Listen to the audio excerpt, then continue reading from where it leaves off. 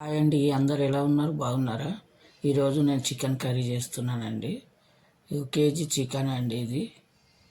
మంచిగా కడిగి పెట్టుకున్న స్టవ్ మీద ఒక బగోని పెట్టుకొని ఆయిల్ వేసుకుంటున్నా. ఒక 3 స్పూన్ల ఆయిల్ వేసినట్టు కేజీ చికెన్కు ఉల్లిగడ్డలు కట్ చేసి పెట్టుకున్నట్టు ఇవన్నీ లవంగాలు, చెక్క, సాజీర, ఇలాచి పోపుకి వేసినానండి. పచ్చిమిరపకాయలు, ఉల్లిగడ్డలు వేసుకుంటానండి. చికెన్లో ఉల్లిగడ్డలు వేసిన ఆయిల్లో పచ్చిమిరపకాయలు అవి బాగా గోలాలండి. గోలిన తర్వాత అల్లం వెల్లిగడ్డ వేసుకోవాలి. ఉల్లిగడ్డ గిట్ట బిర్యానీ ఆకు గిట్ట వేసుకోవచ్చు. వేసినానండి. బిర్యానీ ఆకు, కరివేపాకు, పుదీనా గిట్ట ఎక్కువ వేసుకోవాలండి. ఇందులో పుదీనా గిట్ట వేసుకోవాలి. అల్లం వెల్లిగడ్డ, పసుపు, పుదీనా, కరివేపాకు వేసినానండి. కొంచెం అంత పుదీనా, కొంచెం అంటే బాగానే వేసిన. పసుపు అది మిస్ అయింది వేసేటప్పుడు, కనిపించలేదండి. వీడియో మిస్ అయినండే పుదీనా వేసేటప్పుడు. బాగా గోలాలండి ఇది చికెన్కు. బాగా గోలినాకనే వేసుకోవాలి, లేకుంటే బాగుండదండి. ఉల్లిగడ్డ ఉడకదు. ఉల్లిగడ్డ ఎంత మంచిగా గోలితే అంత బాగుంటుంది. చికెన్ వేసేసిన. ఉల్లిగడ్డ గిట్ట అన్నీ గోలినాక చికెన్ వేసేసినాను. అల్లం వెల్లిగడ్డ గిట్ట అన్నీ అందులోనే వేసిన. గోలిపోయినాయి అన్నీ. ఇప్పుడు చికెన్ వేసేసిన. చికెన్ గిట్ట బాగా నూనెలో ఉడకాలండి. వాటర్ పోయవద్దు అప్పుడే.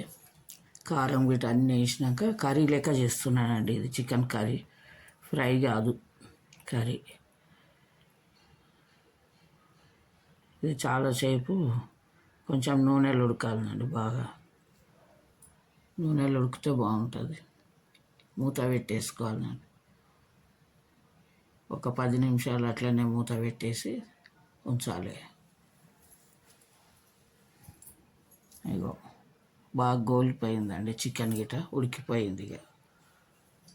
నూనెలనే ఉడికింది.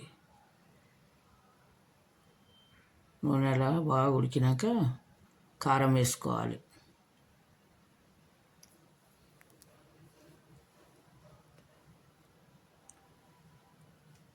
కర్రీ గిట్ట చేసుకుంటామండి అప్పుడప్పుడు. కర్రీ, ఫ్రై, 65 అన్నీ చేసుకోవచ్చు. కారం కేజీ చికెన్కి నేను ఒక 2 స్పూన్లు వేసినండి.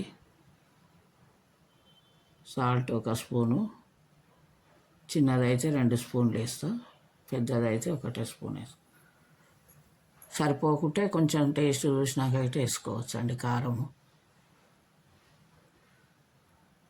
పచ్చిమిరపకాయలు వేసినా కాబట్టి సరిపోయింది మాకు కారం గిట్ట. బాగా ఉడికింది చూడండి. నూనెలో కారం వేసినాక అయితే బాగా ఉడికియాలండి. నూనెలో కొంచెం వాటర్ ఏమి ఉండకుండా ఉడికిచ్చేసారు. మళ్ళీ మూత పెట్టుకొని పెట్టాలి.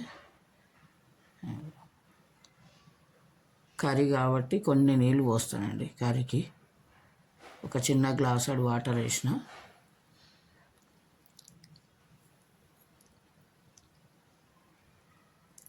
చిన్న గ్లాసుడు వేసిన వాటర్ వేసినాక కొద్దిసేపు అట్లనే ఉంచాలండి. ఉడకాలి, మూత పెట్టేసేయాలి. కొద్దిసేపు ఉడికినాక కొబ్బరి పొడి, మసాలా పొడి అవి వేసుకోవచ్చు.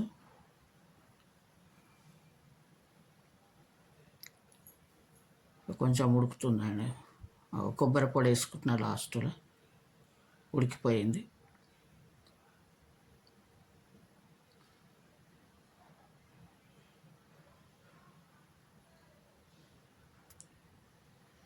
కొబ్బరి పొడి వేసినాక అయితే కొద్దిసేపు ఉడకబెట్టాలండి.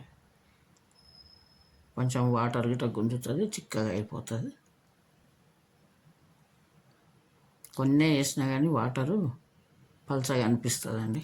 కొంచెం కొబ్బరి పొడి వేసినాక ఉంచాలి. ఇది మసాలా వేసుకోవాలి. గరం మసాలా అన్నీ కలిపి కొట్టుకుంది. 2 స్పూన్లు వేసిన, చిన్న స్పూన్ తోటి గరం మసాలా అయితే.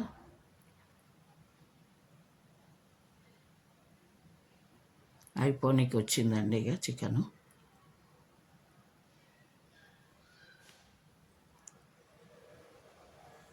కొంచెం సేపు ఉడికించి లాస్ట్లో కసూరి మేతి వేసుకోవాలండి. కొంచెం అంతా ఎక్కువ వేయొద్దు, మనకు కొంచెమే కేజీ కాబట్టి కొంచెం అంత వేసిన పౌడర్ నేను అది కసూరి మేతి. కర్రీ గిట బాగుంటుందండి, చేసుకోవచ్చు ఇట్లా బిర్యానీకి చాలా బాగుంటుంది ఇది గిట కర్రీ.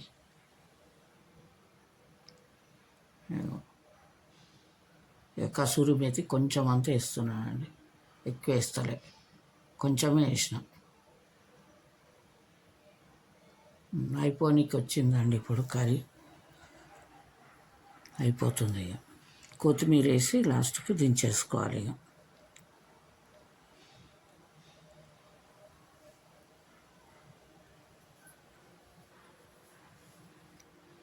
కొంచెం సేపు ఉడకాలి. కసూరి మేతి వేసినాక మూత పెట్టేసుకొని దించేసుకుంటే అయిపోతుంది. ఇక అయిపోయిందండి చికెన్ కర్రీ రెడీ అండి, అయిపోయింది. చికెన్ కర్రీ మా ఇంట్లో బిర్యానీ గిట్ట చేసిన అండి. సాదా బిర్యానీ మసాలాలు గిట్ట క్యారెట్ అన్నీ వేసి బిర్యానీ చేసిన అండి. బిర్యానీ, చికెన్ కర్రీ, పల్చి పులుసు మా ఇంట్లో.